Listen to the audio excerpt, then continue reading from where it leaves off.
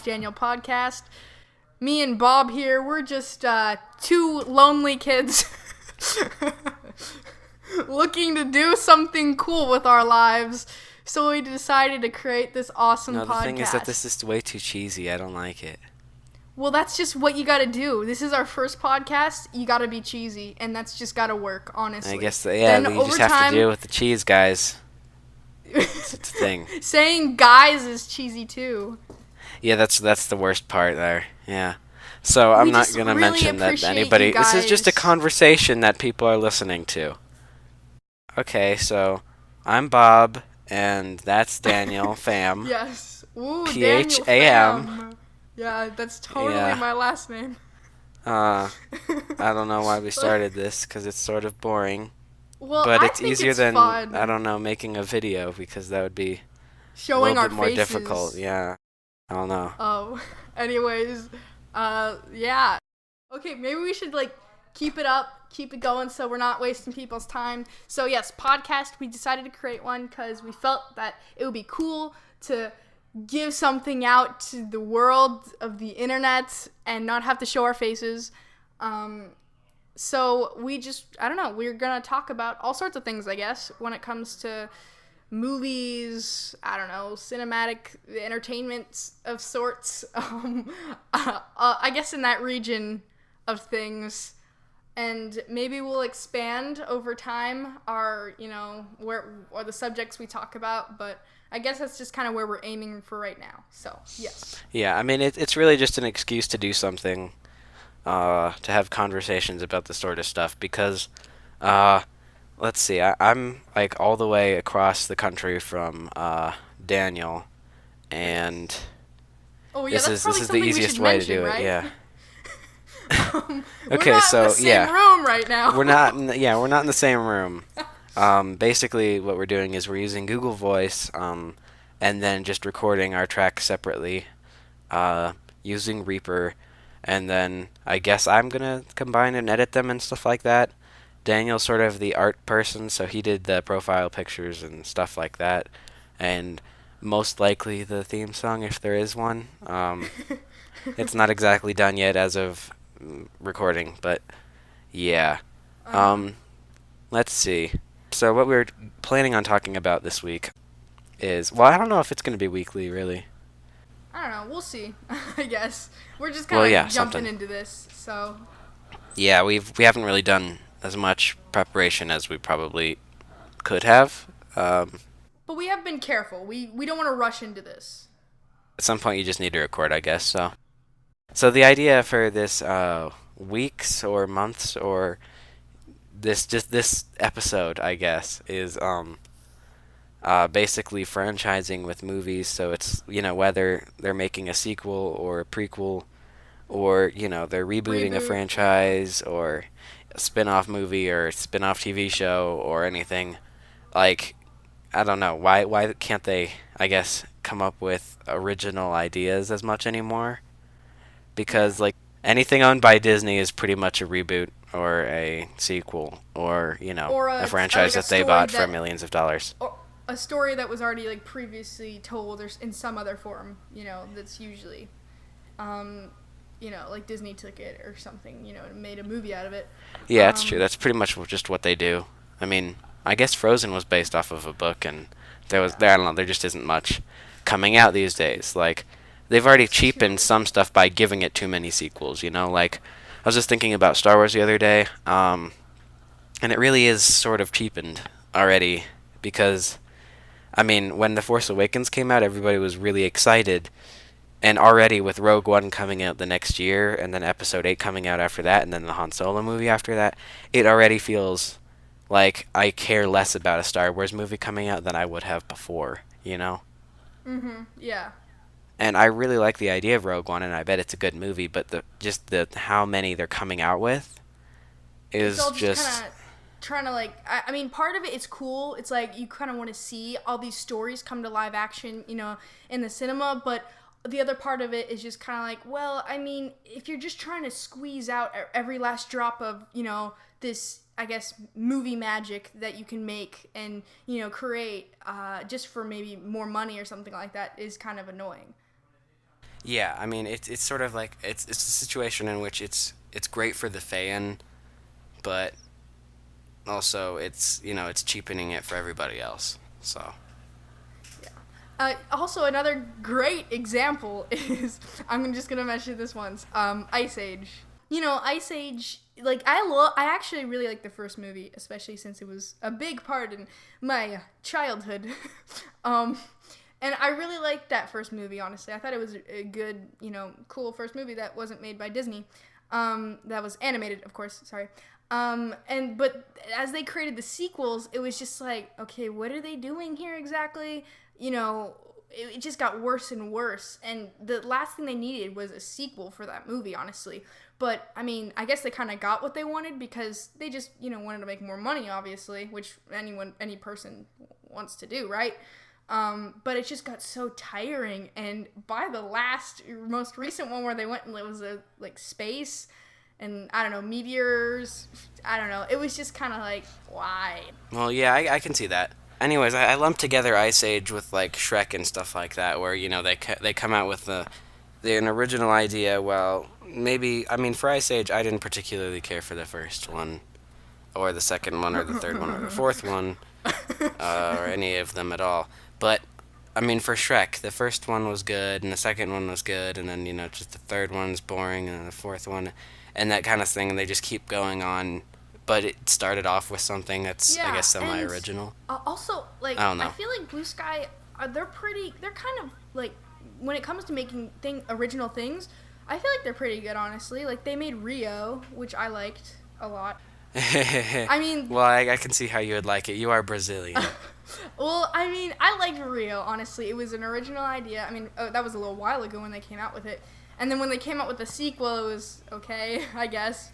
It didn't do well enough for them to make another one. Exactly. But yeah, I think I saw either bits of or the first Rio, and then I just immediately stopped watching them because I didn't like it really personally. The second but Rio wasn't. I don't come from living in Brazil and stuff like that like you do. Can I whatever. have I didn't like these last Olympics, let's walk down and you to did. The beach. Let's walk down to the beach and have something at Copacabana, some coconut water. Okay. Well, just because you're half Brazilian doesn't mean that you can do maybe the accent perfectly, but that's okay. Brazil. You speak English like it is your second language, so we have that. Yeah, I'm really bad with speaking, so sorry in advance. Anyways, yes. Another thing that they made a sequel to that I really despised was Independence Day. I was so mad when they came out with the trailer for Resurgence. I was just like, yeah, a lot of people weren't really excited about that. I was like, but it was weird because I was like mad almost. I was upset. I'm like, why? What are you doing? You couldn't even get Will Smith, so then why bother in the first place? And there's no reason to continue the story besides to just, I don't know, make more money. Yeah, it was, I bet they probably just saw success of, like old movies sort of coming back. I guess maybe an example is like The Force Awakens. And I mean, they probably started, like the idea for it a little bit before Force Awakens, but they probably saw the reception The Force Awakens was getting, or at least the idea of it and all that stuff. But probably just made a leap of faith, thinking that would be a good idea, and that sort of thing is, I don't know, coming back, that having just a bunch of sequels that take place like a long time after. And the thing is, The Force Awakens did it, but people were still happy with it because it was pretty well done and stuff like that, and the characters were interesting and new and whatever. It didn't seem like they were just trying to make money off of the original movie. They were just trying to continue the story a little bit more. I mean, obviously there's an aspect of wanting to make a ton of money because Disney just bought it for $1 billion, $4 billion or whatever, trying to make money. But yeah, I mean, I do want to clarify something. I don't know. It's so I don't think that they did it very well. Yeah. I do want to clarify though that when it comes to our our opinions about this franchising and how Hollywood is kind of just repeating themselves and making reboots and sequels, and it's just kind of getting annoying. There's also is a factor of it where, like, I don't want to be seen as ungrateful because I'm sure, I guess, I don't know, like, maybe, earlier when, maybe let's say, Star Wars wasn't exactly being, made, the movies weren't being made, and, curiosity when it comes to, like, I want to see a new Star Wars movie, and there was a really, want for it, right? So people are going to want to supply when it comes to, like, Star Wars and certain things like that. So, I mean, when it comes, even with, like, Marvel, right, in superhero movies and all that stuff, like, I kind of, for some things, there's definitely a positive to it. There's an upside to a lot of things when it comes to franchising, like creating a world. It's just such a cool idea when it comes to movies and things like that. But what we're trying to say is when you overdo it so much, when there isn't a need, there isn't a want, and the only reason why you're trying to make a sequel is because you want to make more money, or you're just, and it's not even like a good idea you have out on the table for a sequel or anything like that. That's what's getting annoying. Not the fact that like, when it comes to, like, I want to see the next Marvel movie. I want to see the next Star Wars movies. Thankfully, Star Wars, I don't think, has gone down that path where they're making them and people are kind of losing their, want for them, I guess. I mean, maybe it's not as No, much. I don't think that'll happen, but I do think that people probably don't care as much when a new one comes out as they would have before because of it. But at least, so far, it hasn't really been like nobody cares at all. But So, it's just, I mean, I'm totally grateful for some things about when they've done it right when it comes to franchising. I'm grateful for that. It's just when they do it wrong, it's kind of like, it's just kind of, it gets annoying. yeah, I think that's true. Yeah, I mean there's some things where some people like will start off a movie and then if it does well enough they'll make another one. Mm-hmm. And then there's some people or some companies, I guess, that'll have an idea for like a trilogy, and then they'll make the trilogy. Like I don't think Peter Jackson would have been just like, okay, well now the reception to the Fellowship of the Ring wasn't that good, so we're not gonna make the Two Towers. It was obviously. I mean, I guess that example is based off of books, and they're just gonna make the entire thing. But I mean, still, there's something to be said for going through with what you were originally going to do rather than just how to, I guess, make more money off of something that's not good. The best example that I can think of right now of a movie where they just tried to make a sequel because it did well and had no idea at all was Miss Congeniality 2. I mean, they had, like, no idea what they were doing there, and it just seemed like such a bad idea. Did it even come out, like, Miss Congeniality in the theaters? I don't know if it came out in the theaters. I mean, I've seen it, like, in the DVR, I guess, but I don't know. But, yeah. Yeah, I mean, that's just such a bad idea. I know. But it's an example, like, they sort of compromised the character in a lot of ways. Yeah, I mean, that's also another thing, too, that would be cool to add. It's like, when it comes to sequels too, when they kind of like ruin the first movie, that's of course that makes sense. You kind of are gonna get upset because when they do like a character arc like that it kind of doesn't fit exactly. You just kind of want to forget that was a sequel, but you can't know now because it was kind of just it's there, which is kind of sad or annoying. It kind of ruins it for you. So that's another thing I guess with sequels and stuff like that kind of is just annoying. I get that. Yeah, they'll do some stuff that will just try to fit the like they'll make a movie where they change the character to fit their idea of like a semi okay / crappy plot, and they'll just use that, and they'll change the original characters, and it's more like they're just marketing off of that movie and have a completely separate idea where they changed up all the characters and ruined them in order to do that. Now I mean, I don't know. I think people should just now read books and stuff because people don't really do that with books because people make an idea for a book and then they just continue that idea for a book, and that's all. Like, I guess they'll come out with a trilogy or they'll come out with however many they were gonna make, and for the most part they don't just. You don't see a lot of Hollywood sort of style like just milking it for all it's worth, except for maybe J.K. Rowling, who, like, I don't know. I just saw on Goodreads or something like that that she's coming out with 3 books this month or something like that that has to do with Harry Potter. Mm-hmm. She's just trying to get as much money as she can. The Cursed Let's see. Yeah, so Child. she's coming out with Okay, so one that's coming is short stories from Hogwarts of Power, Politics, and Pesky Poltergeists, and that's coming out on September 6th. Also on that day is coming out with a maybe these are just ebooks or something like that, but like still, there are like 3 of them, and it's not like it's a planned series that she was gonna do from the original. When she wrote the first book, it had a reception, and then she obviously finished the series how she wanted to, and then years later she tried to do the Force Awakens thing where you make an 8th book, and then you try to put in as much else as you can to get as much money while it's sort of come back and it's extremely popular. Yeah. Which, I mean, it's somebody's personal choice of what to do with their own, I guess, creative license or whatever. Like, it's somebody's choice, I guess. Somebody's choice to just take what they've created and this world that they've created and the characters that they've created, and then sort of go beyond what you were originally going to do in order to make money.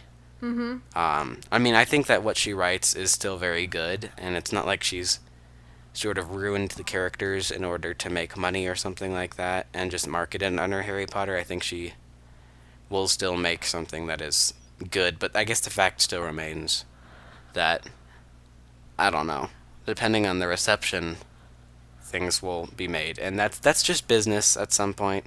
To some degree, it's just business, where they'll just, try to make money, and that's sort of what they're there for, so I guess that makes sense. But on the other hand, it's a little bit annoying that you can never really catch up with all of that at the same time, and that it sometimes just sucks. Uh-huh. Do you know, I was super confused because I was doing some research, actually. I do that. I was looking at The Cursed Child. I was so confused because she wrote that, right? Did she? Because it was like a story from J.K. Rowling, and then it had a couple other names. I didn't know if she was the one person who wrote that or So not. basically, it seems like it was her idea for her book and everything, and then so from what I understand, she came up with the idea for the story, and then it's a play. So I guess she probably had, there are other people who helped her adapt it into the play or change the story a little bit or something like that to make it fit better or whatever. But it was still like her story and her idea. Yeah, because I know some people that were really confused, that were like, they were thinking it was another book, and then when they opened it up, they were like, why is this like all script-like? Why isn't it like a book? And so, because I felt like that message wasn't really put across, really well, and people were confused. No, yeah, it was okay. So the play is only going on in London or something, or Europe, from what I understand. That you can't find it anywhere else. Mm-hmm. That the play is actually being performed. So Yeah. you sort of need to buy the thing and read it yourself. But since the play is only going on in London, people who really really care, well, like obviously I've been following that, but other people, it's just they just see that it's an 8th book basically. Yeah. I don't know.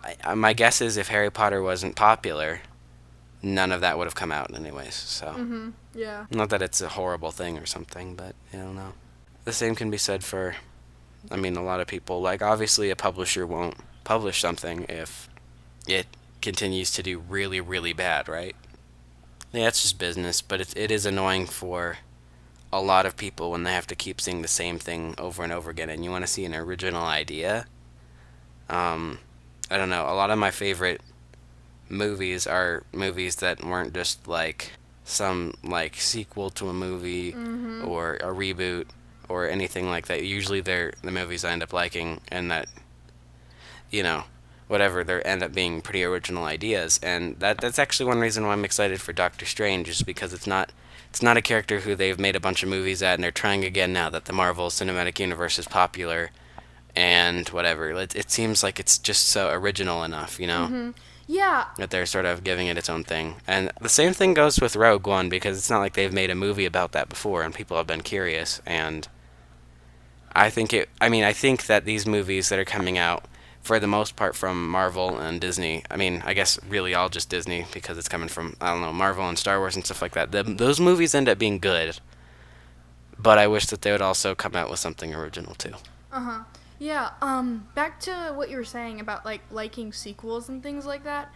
I mean, I totally understand that because it's kind of hard, even when a sequel is good. Let's just, when it comes to franchises and stuff like that, I guess, like, specifically, let's say Marvel, yeah.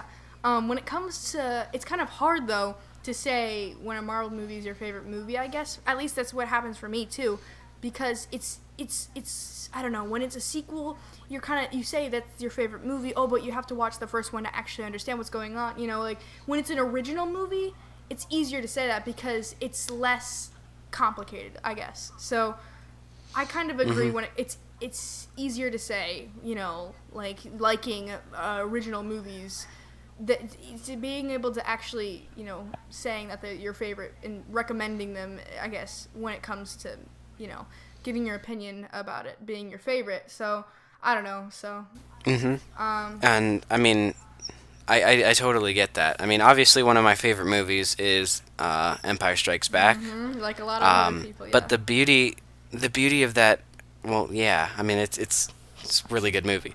But it is. That the beauty of the original trilogy is that, and I guess the same thing goes even with the prequels to some extent, is that, I mean, less so with the prequels probably, but still more so than with The Force Awakens, that you get a full story. Like, my guess is that you'd probably have a little bit of questions if you watched Empire without having seen A New Hope, but not so much where, with The Force Awakens, I came out of that movie and I was a little bit disappointed because it didn't feel like the original trilogy in that it had a solid story that was its own separate story to some extent, that even if it continued the plot of the overarching story, it was sort of all just, like, it seemed like they're giving you a third of a trilogy and not, like, its own movie that there were going to be sort of three of, which, and I mean, like we're saying about franchising, that's exactly right, because when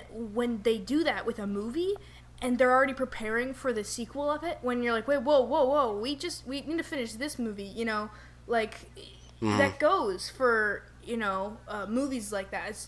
I totally agree with The Force Awakens.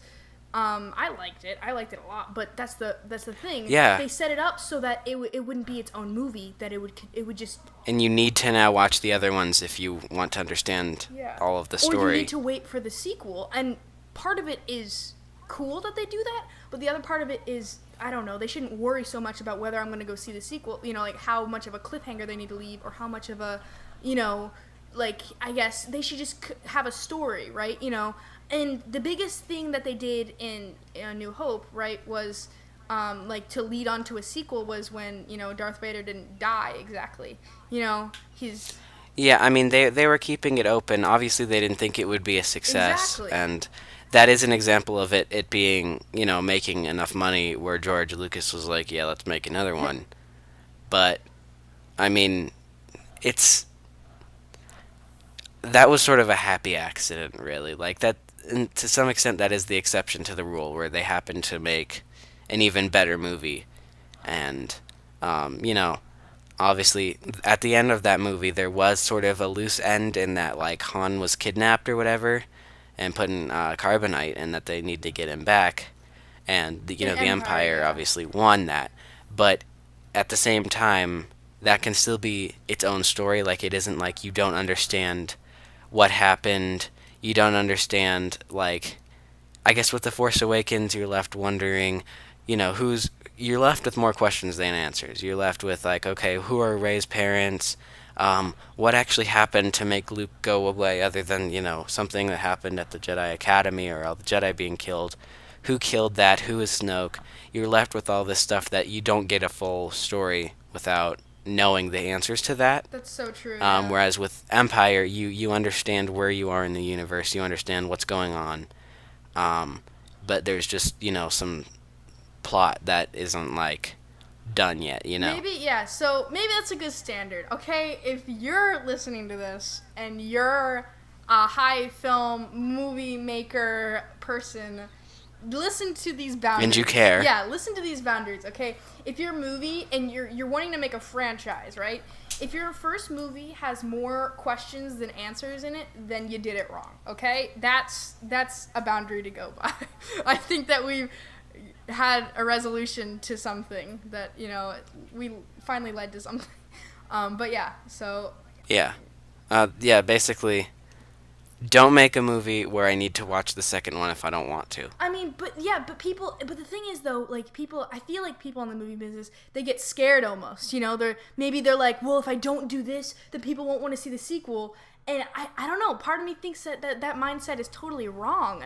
Like, you should, like, do it the other way around, where you actually have these set of answers and you have a good story and a good base to go by. And then, yeah, maybe you... And if you're making a sequel, make a good sequel. Don't just make a movie like a money maker Exactly. that you advertise as a sequel. Because to get. If you have your priorities in order, if you have your priorities in order when it comes to making the movie, and, you know, not focusing on just money or just, you know, like, then I feel like that's when you can overcome it. Overall, you can, I guess. Yeah, I mean, it's obviously a business, so it's okay to make money at the business, and people shouldn't be upset about that. But you also want to make something good, and that's sort of the whole point. So if you're sacrificing making something good for making money, then you're doing it wrong. Yeah, and it kind of upsets me when I mean, you have, I'm just gonna use this for example. Okay, I'm trying not to reveal any spoilers, but remember I was telling you about Suicide Squad when I saw it. I was kind of mad at DC in the end because I kind of just gave up there, because you have all this possibility and all these things, you know, like that you could do, but for me at least, and according to Rotten Tomatoes, they just kind of found a way to just completely mess it up, which was just so, like, angering and sad, right? But the thing is, it still made a good amount of money in the box office. You know, not as much money, you know, like, as it could have, but it made a good amount that they could actually continue with the DC cinematic universe. Yeah, same with Batman v Superman. Yeah. It made money. It just was the worst movie ever. And but yeah, so it made so much money in the box office, right? But that wasn't because they did a good job making the movie. I mean, I'm sorry, this is just my opinion here. I don't think that was because they did a good job making, you know, the movie. I think that was just because of the characters that they had. People are so desperately wanting to see characters in the cinematic, you know, in a cinematic format, that they were willing to just go see it. And I mean, yeah. I totally feel for that. They could make money off of something, I mean, like, despite it being bad and stuff, because it was advertising as part of a franchise. And if franchising is only a way to make money and not at all about making a good movie, then it's really just stupid. And I pretty much don't have any more time at all. So we're out of time. I'm sorry, I have to end it. And this was good. I guess that's good.